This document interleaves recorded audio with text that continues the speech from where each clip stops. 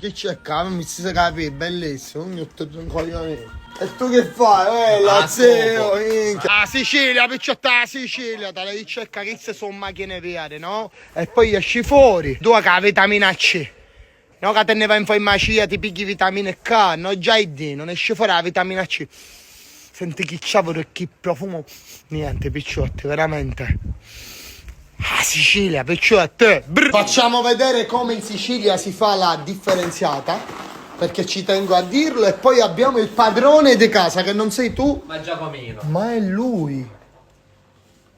Ragazzi, questi qui non si toccano. Non li uccidete assolutamente, perché questi qua sono i padroni di casa. Poi stanno buono e levano tutti i moschetti, zanzare. Mi raccomando, rispettiamo la natura, che è importante, se no se te fagna. Brr.